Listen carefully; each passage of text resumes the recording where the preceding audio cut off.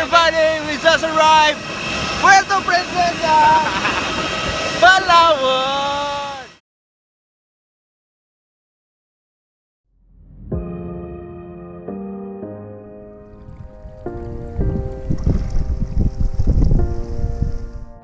Puerto Princesa is a 1-hour flight from Manila International Airport. And go!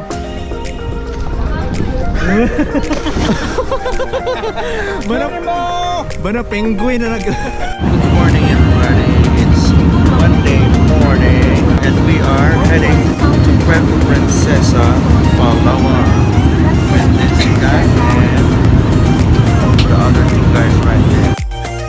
Guys, we just landed here at Puerto Princesa International Airport. And guess what?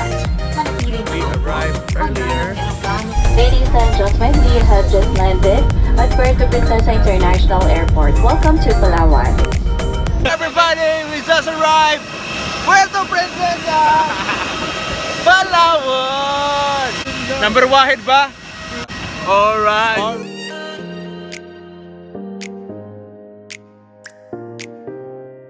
Van transfer going to El Nido. It will take 5 to 6 hours. Okay, timer starts now. Hello. And his nose is bleeding.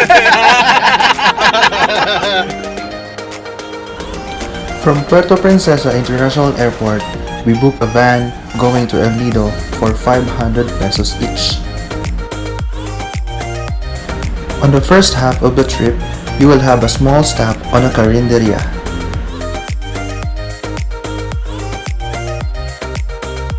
We are going to Cabañas. After a long trip, it is perfect to rest your back on this beautiful open beach.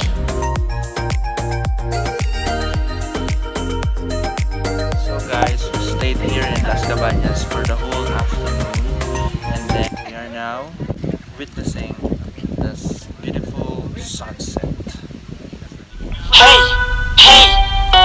lean with it, dive with it, hit them phone, now stab with it, nay, then you stop, then you hit that molly bob with it. A perfect view to end your first day. Stroll around downtown El Nido for a boodle fight meal.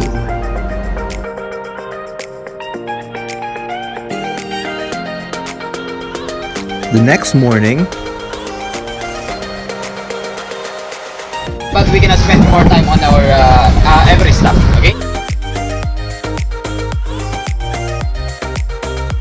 we proceed with the Tour A.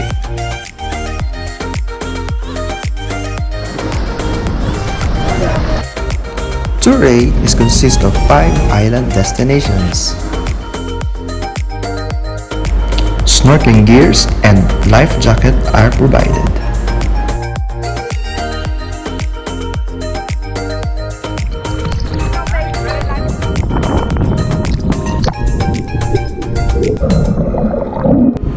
Be safe and remember, if in doubt, leave it out.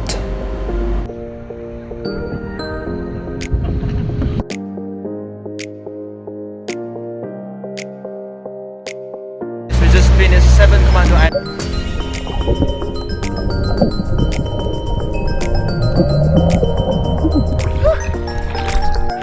So guys, we just have a little stop over here at Shimizu Island.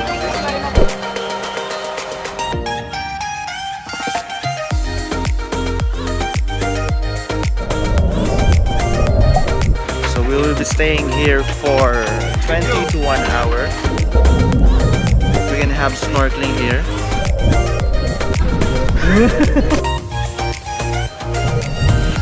And take a photo of.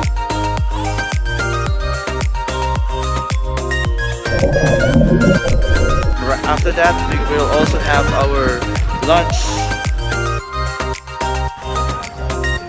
Next stop is Secret Lagoon. We are here at Secret Beach.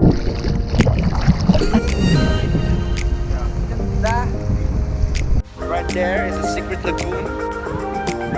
get in, you need to pass a small hole.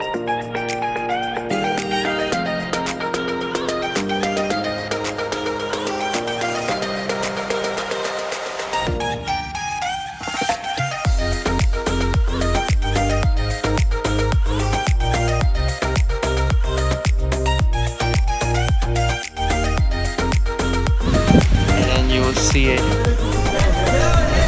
Okage Rock Monument.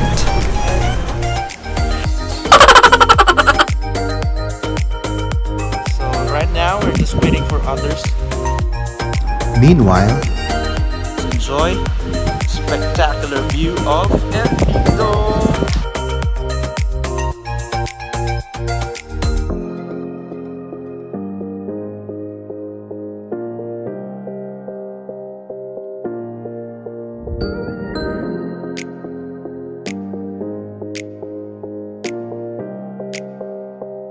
And we will ride again our boat. either to wait for the tour guide kayak to pick you up or walk and swim. It seems easy, but a little bit challenging because of those corals on the ground.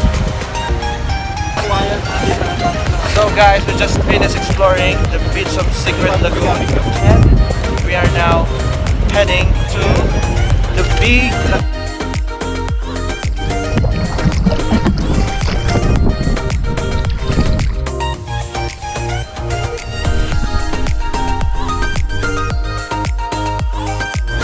We finished the tour at around 4 p.m. and now time to go and celebrate our final night at El Nido.